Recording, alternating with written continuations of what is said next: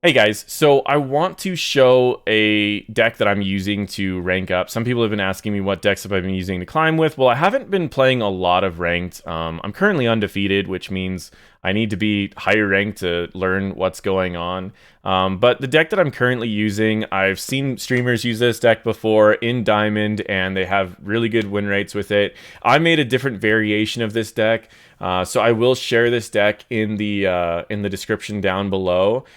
It is an ephemeral mid-range, so you've seen these colors before. You know what they do. Normally, Ionia is all dodges and quick strikes and all that, while Shadow Isles is just high value, relies on dying.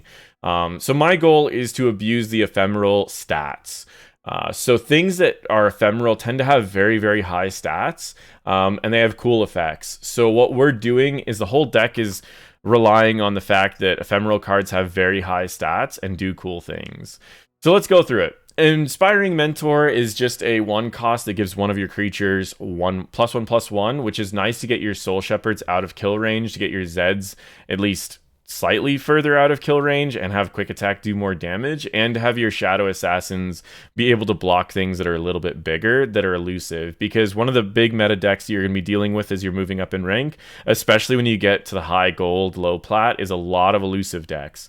So you're going to want to have answers to elusive. And this deck has a lot of answers to elusive, and it has a lot of answers to aggro.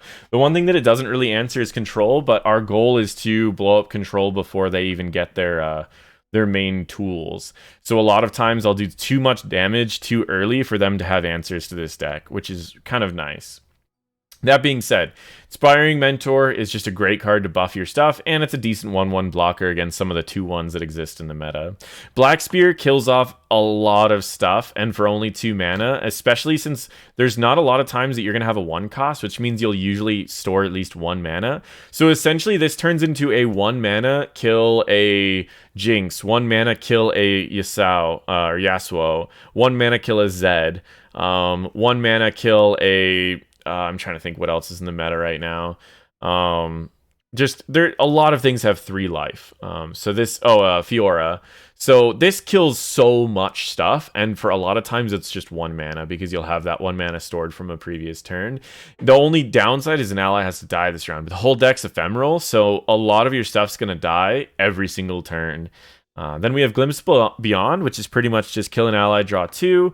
This card is better in the late game when you start getting those awkward matchups where you're running out of cards and you need to get answers. Your ephemeral stuff's going to die anyways, so if you bring out something to block with and then they don't attack, then you could then kill it and draw 2 cards, so it doesn't feel as bad that you brought out something to block that was going to die anyways. Shark Chariots is the highest value card in the deck. Because it's essentially 4 stats for 2, which is pretty reasonable, except for the fact that it comes back every time that you attack. So if you have 3 of these die, every time that you attack with like a Darkwater Scourge or a Zed or a Hecarim, you're going to be summoning all of your Shark Chariots again. And they can get really, really scary, and it's a great way to take like 1 card on the board and then attack and do like 40 damage. So, because you'll bring out, let's say, for example, you have a Hecarim out that's leveled up, and you attack with Hecarim, that's 1 card on your board, and you're going to be attacking with a potential 15 damage worth of Chariots, potential 10 damage worth of Spectral Riders, and then Hecarim for 4. So, essentially, you're attacking for 29 damage in 1 turn with 1 card. So that's where the Shark Chariots can get a ton of value, is that they're just these really scary things that keep coming back. Such high value. Soul Shepards are just a really good card that works with everything. It buffs your ephemeral allies, giving them +1/+1, as well as it's a 2/3, so it's a decent blocker for 2.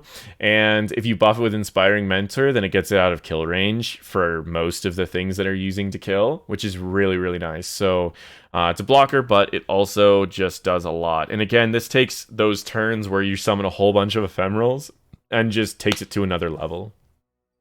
Darkwater Scourge is a 5/5 ephemeral, I believe it's called Lifesteal. Yeah. So what this card does is it's a powerful attacker if you summon it right before you attack, because you're going to gain 5, possibly 6 if you have a Soul Shepherd in your hand, 6 life, and then it just dies. Well, I use it mostly as a blocker. If those, those turns where people are just summoning things after summoning things so they can attack out really big, well, if they summon one thing, they're going to attack that turn. So you just drop out this, and now they don't want to attack that turn because you have this 5/5 thing that's going to die, and it's going to heal you. So you can block and heal and gain a lot of your life back and kill something of the opponents, and you don't lose anything other than a 3 cost. So it's a really valuable card. And then if you need to, you can summon it to attack in a pinch, so you can summon some Shark Chariots, as well as it's just a big, huge stat thing that can do quite a bit.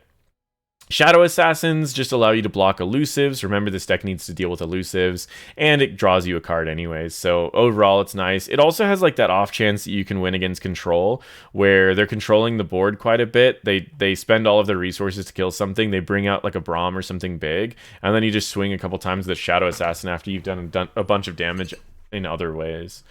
We have Zed.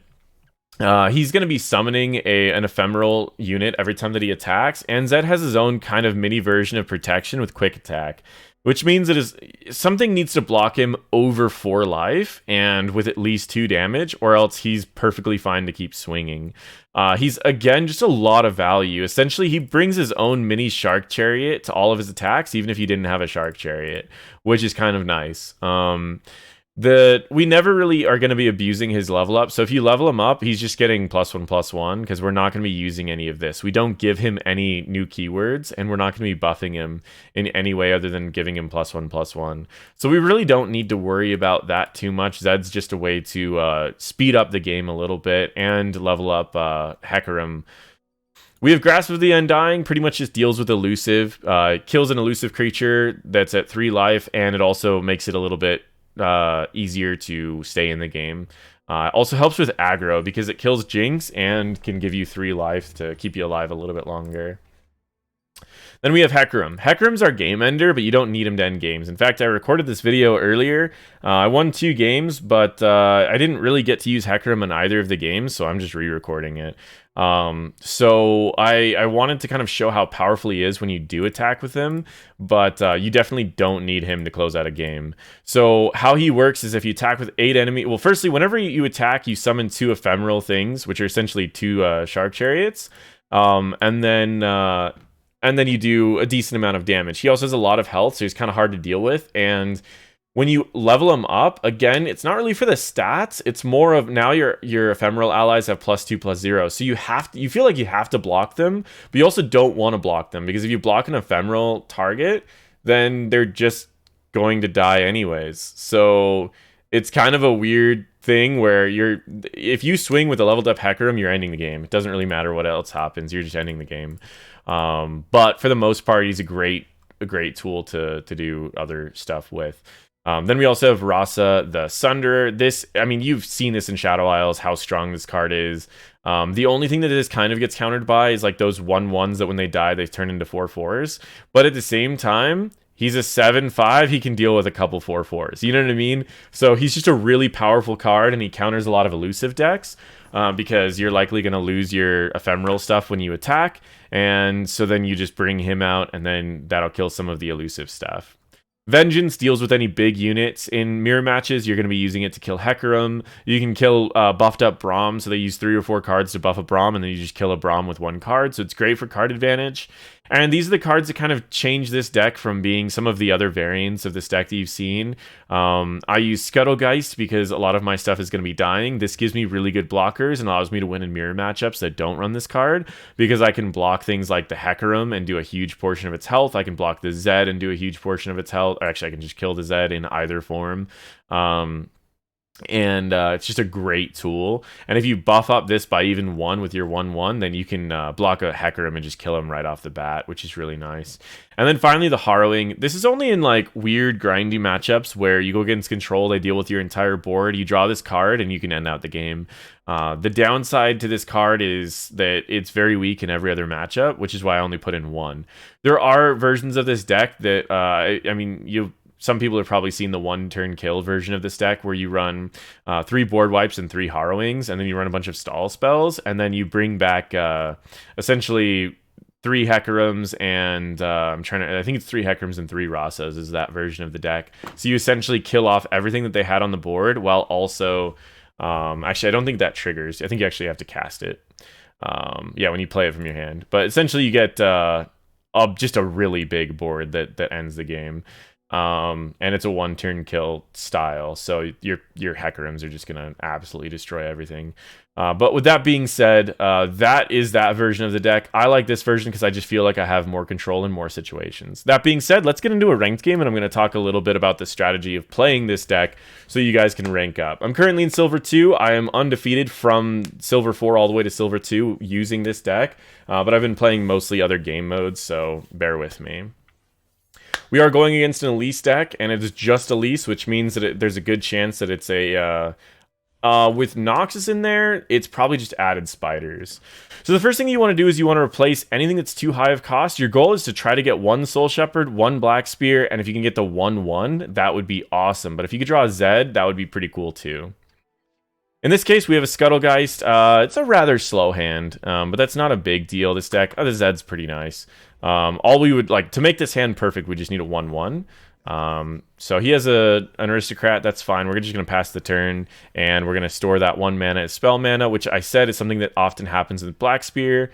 Ooh, a Shark Chariot. So we don't block with Shark Chariots, so we're actually just going to bring out a Soul Shepherd and block his one of these. He'll summon a Spider, but that's okay.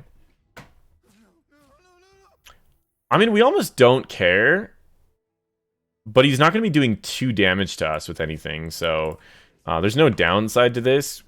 The reason why I say there's no downside to this is because we still at least get rid of one of his creatures. Even though it is summoning something new, there are some shenanigans he can do that makes it a little bit scarier. He's going to do a lot of this stuff anyways.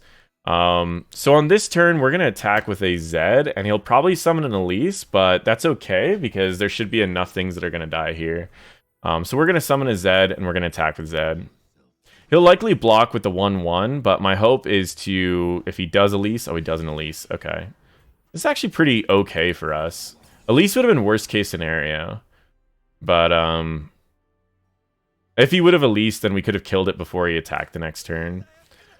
So he's going to summon a bunch of spiders this turn, but because he doesn't have the Elise out right now, we can pretty much just kill it with Black Spear before it gets relevant. And this is what I'm talking about for Zed anyways, is he's very hard to deal with because you have to get something bigger than 4 life, and spider decks tend not to have that. He's just attacking with everything.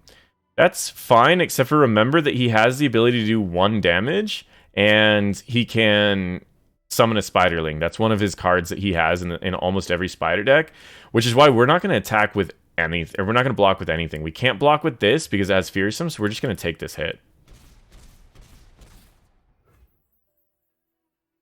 And we're going to summon a Shark Chariot so that it dies on this turn, I think.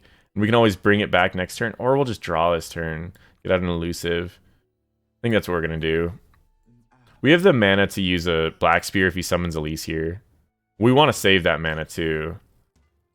So he no longer can summon Elise, so it doesn't really matter what we do. So we can buff up something like a Scuttlegeist if we want to. Or we can just store the mana, and I feel like storing the mana is going to give us the ability to Black Spear whenever we want. We're at 5 mana, so I mean we're close to Hecarim, and summoning a Hecarim next turn would be pretty awesome. And he can't summon anything, so it doesn't hurt for us to summon things this turn, because he can't do anything. He can cast spells, but he can't summon anything. So feel free to actually summon everything that you want. We'll make Hecarim pretty big.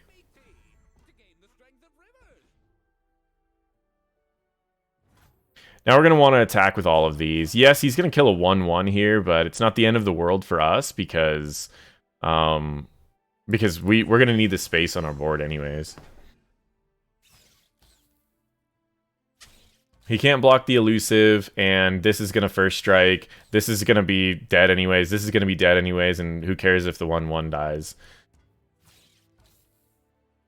That's interesting. He wants his spider to die here. Oh, he's going to be summoning the 6/6, which is, that's fine. That's going to be really good for him, but it's not going to be the end of the world for us.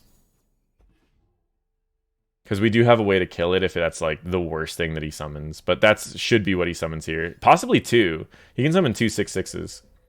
Oh, that's not what I was expecting. He's not going to summon Elise. I'm just going to kill this. Because it's going to get buffed up here. And it's, I mean, it's not the end of the world, but I'd rather not have to deal with it. These are all blockable, so I'm pretty okay with this. And then we just bring out Hecarim this round. Now, this is what I was talking about is like, if he summoned something big first, I could have just summoned a Darkwater Scourge. But in this case, we're just going to let him swing out. We can block the big stuff. We don't need this anymore because we're going to have a lot of value next turn. But the rest of this is not bad to keep, so we may just want to hold off. We're just going to block there and take the 6 damage. We like to have a bunch of value in this deck. Like, you want to have the big swings, and this is going to be a really big swing. So next turn before we swing, we can use Vengeance to kill something, and then we can swing out. But it looks like we won't even need to do that. So this is going to be a really, really powerful turn for us, and this is what I was talking about for Hecarim anyways. How easily he can just turn a fight. We can summon something, but then he gets an opportunity to summon something.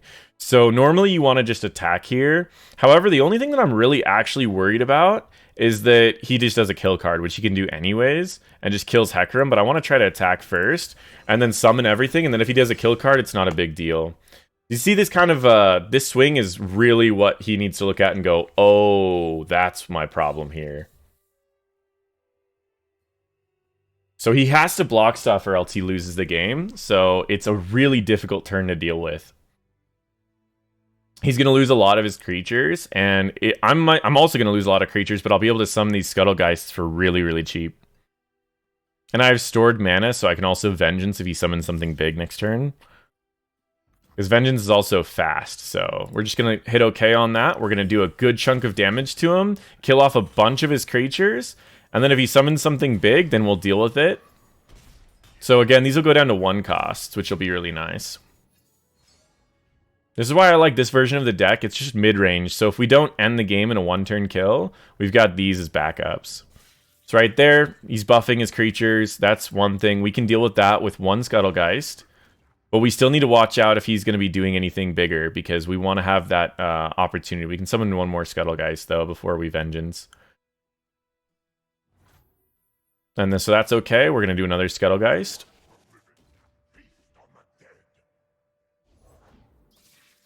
Stunning me on this turn is irrelevant. It's stunning me on next turn. But he might be worried about a rally, but there's no rally in the colors that I play, or at least not that I know of. We can also deal with that, so we're just going to hit OK. We want to save a spot for the Darkwater Scourge so we can gain some life on a block if we need to. So I don't really want to play a Soul Shepherd. I would rather play that next turn, so I'm just going to save the rest of my mana. There's nothing really that important to kill. I would rather kill, like, the 5/5, or sorry, the 6/6, or I'd rather kill a what's it called? What else is big in this deck? Elise. But at least at this point in the game is it's not really worth it. He might kill my Hecarim, which is okay because I've got another Hecarim to just close out the game next turn.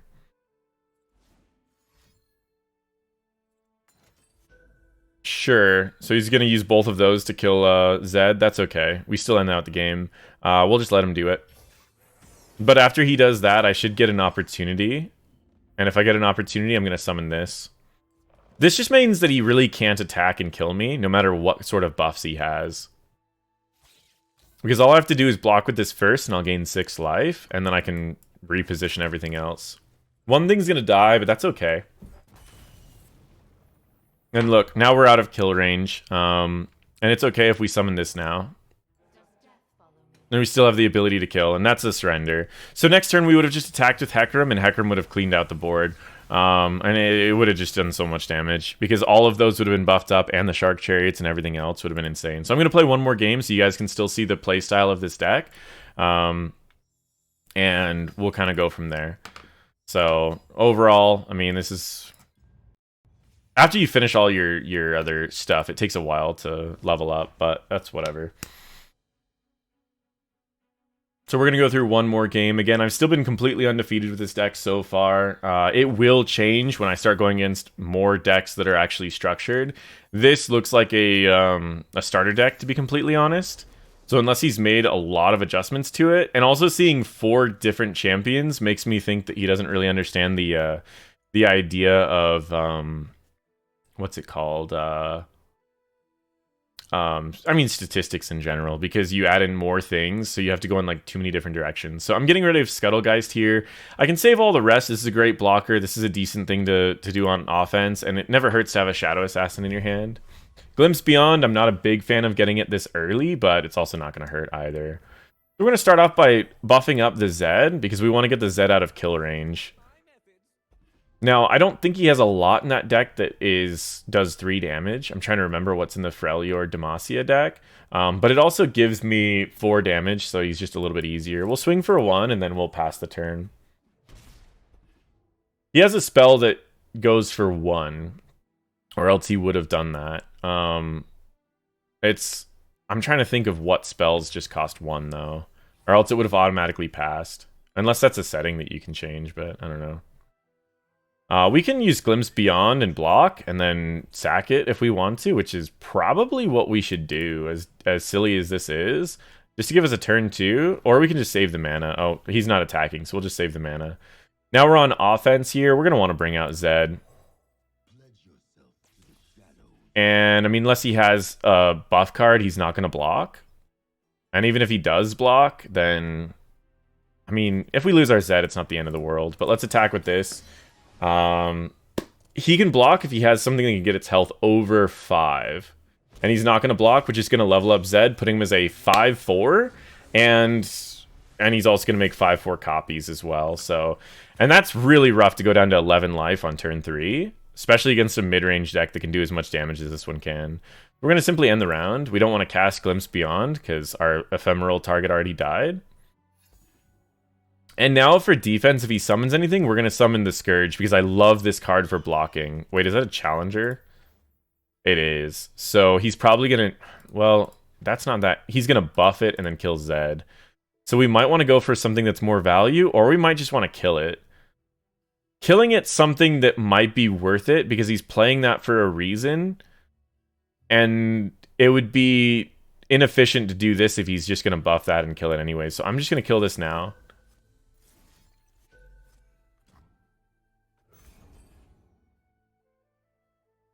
You have to kind of think a couple steps ahead. Why is he doing this instead of something bigger, right? It's because he has a 1 cost. Well, there's 1 cost to buff your creature, and if he has 1 cost to buff the creature that he can kill Zed, I would rather just kill this. Now, I'm going to also buff my my Shadow Assassin here, just in case if I ever need it.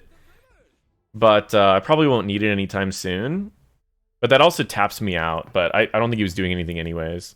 I believe he's in a starter deck, and this kind of feels like bullying in a starter deck, but again, this is the deck that I use to climb, so I want to show you guys what I'm doing to climb. Now I have 2 different things that are also, I mean, this is 10 damage if he doesn't block this. Frostbite, sure. This is actually good, he should block here, because now he can do 2 damage to Zed. This would be really good, I sure hope he does that. So I'm just going to use Go Beyond and draw 2 cards here, because I don't have anything else to cast, really. He should be blocking here. I don't think he understands how Frostbite works.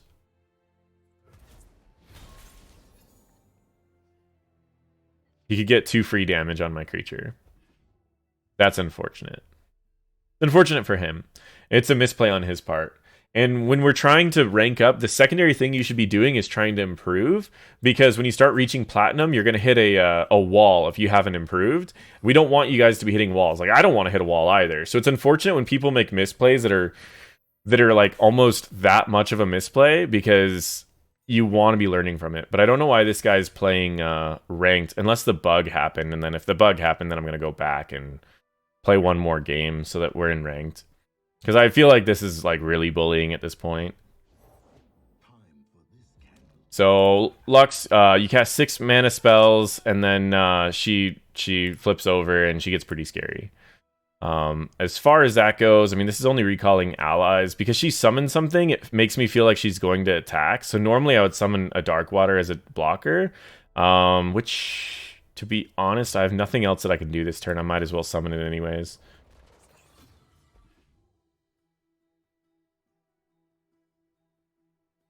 Because I can store the 3 extra mana. I mean, another thing that you can do is I can recall it if it, like, worst case scenario. But there's no reason to recall it. I'm using it to make this block a little bit more efficient. His Lux won't even be able to kill me next turn unless he buffs it. Okay, so we're going to end the round then. My Ephemeral dies, but it stopped them from attacking, which is surprisingly one of the most common things that happens with that. I do have a Rasa, so I want to activate Rasa by having something die, and I might as well attack with the elusive thing as well.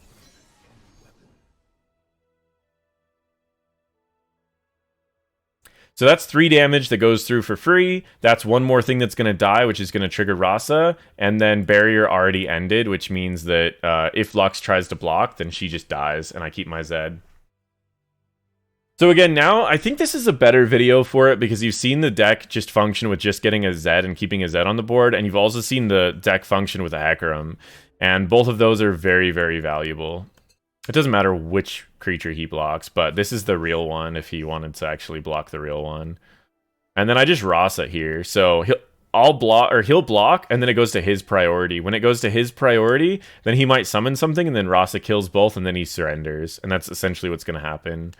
It can have +1/+1. Yeah, actually, that does kill it. He just kills the wrong one. Oh, he strikes all battling targets. Fascinating. So I don't think I care so much as I'm just going to drop down a Rasa and kill his afterwards. So I will lose my Zed. I could do a Shadow Shift and then put something in its place and blah, blah, blah, blah, blah. But honestly, he's using all of his mana for me to just drop a 7 cost and kill his stuff. So I'm going to just say, why not?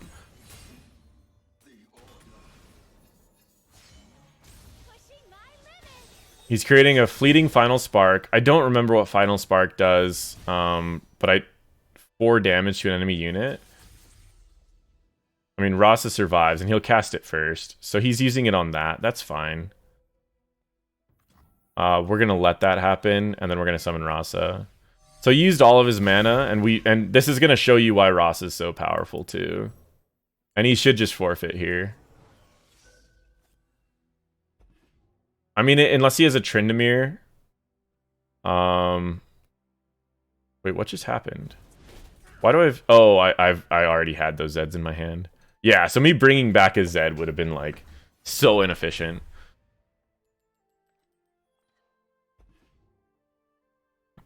And then if Rasa dies, and we use the Harrowing, we'll be getting back... for an attack, we'd be getting back... Rasa, we'd be getting back... Let's see, the biggest things that have died is a Scourge, a Shadow Assassin, a Zed, and a Rasa if Rasa dies, which means that we'd be getting back enough to pretty much end the game. He can have those. That's fine. It's his time to attack, so I'm just going to summon a Zed. Actually, I'm just going to summon really big... Oh, I think Zed's worth more. Zed's worth a potential 4 damage. Yeah, we're going to bring out Zed. Or a potential 8 damage. And we could also bring out a Scuttlegeist, I guess. He's going to have to just... He can't react, so I just get to summon whatever I want. And I can also do a 1/1 and then summon another Geist, but I think I'm just going to end the turn. Because I'm going to attack with just these 3, and then whatever summons, because I'll get the extra... But I also have this Harrowing that I can use at any point. Revive the 6 strongest units that died this game. Grant them Ephemeral. That should also include enemy units. But that closes out the game. This should also just do quite a bit.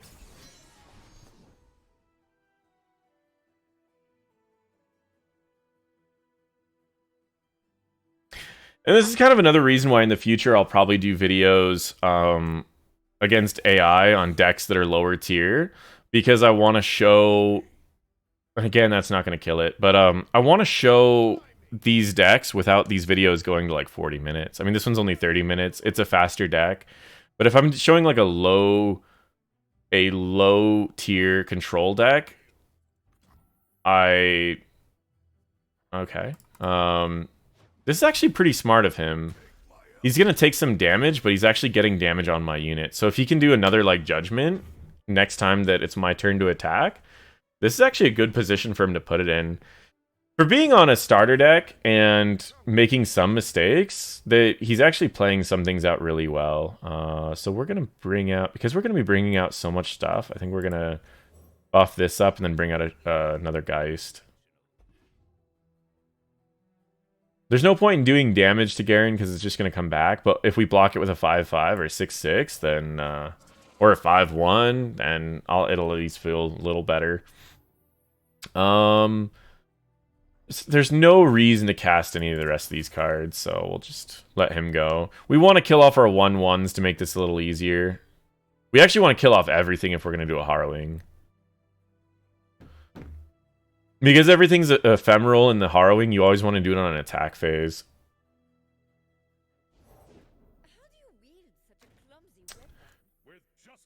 Fiora is interesting. Remember that we put Black Spear in here so that Fiora can die. So we would just need to find a way to kill one of our own creatures. Or she kills one thing, we use the Black Spear so that she dies before she kills another thing.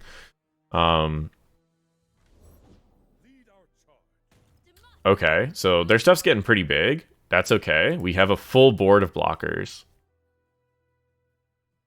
I mean, Zed's gonna die for sure. Because well, I mean, that's what she should do, is grab Zed so that she doesn't die, but she's gonna grab a 1/1. I think her goal here is to try to buff Fiora up and then swing with Fiora on blockers and try to kill everything. And maybe give it some sort of survivability. But okay, we're just going to kill off our stuff. It doesn't really matter. Actually, to be fair, we're going to let Rasa die here. We'll keep the 6/6 in health just in case if we need it. I wish we could block this 1/1 into anything, but we can't. And then we'll use Black Spear to kill off Fiora.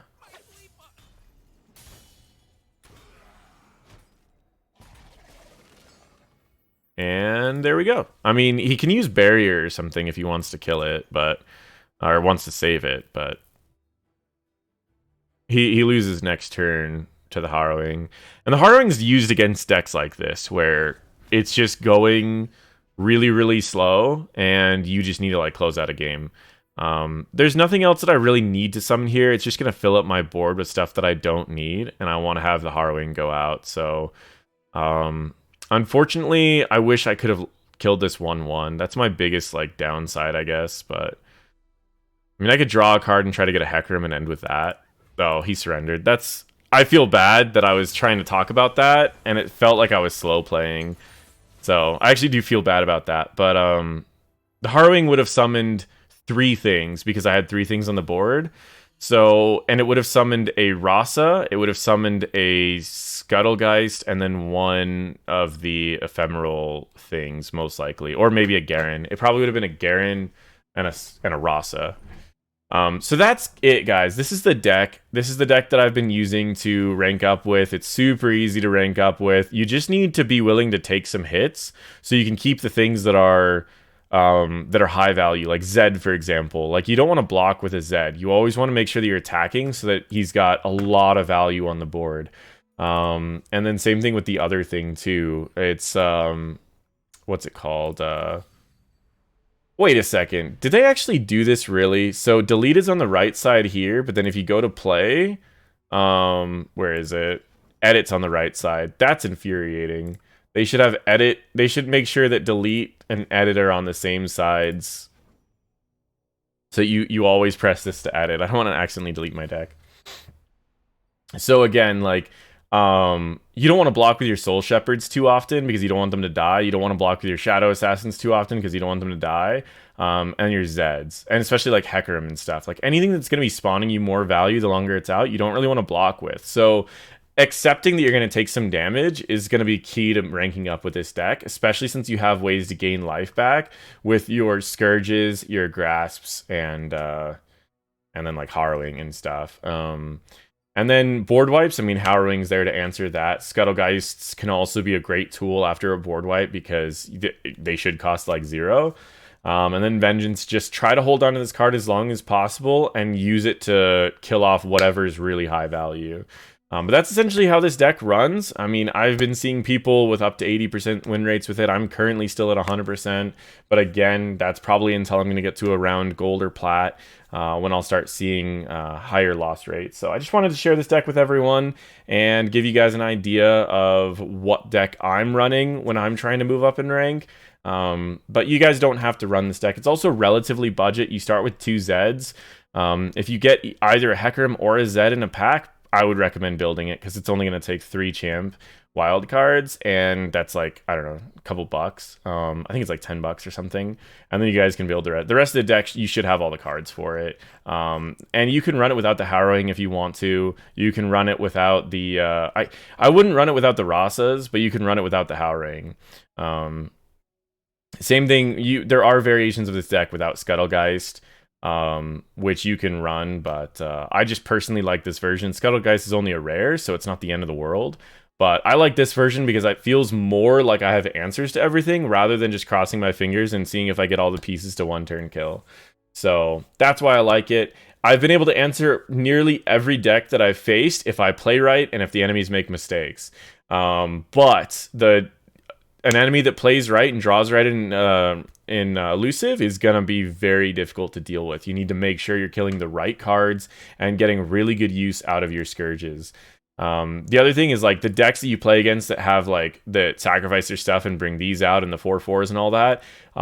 Just make sure that you're willing to take some hits and don't block any of the things that are gonna summon stuff. Because if you block those, it's going to be a nightmare to try to deal with. So do your best to try to just be willing to take damage. You have the Scourges, and a lot of the cards in that deck can't block.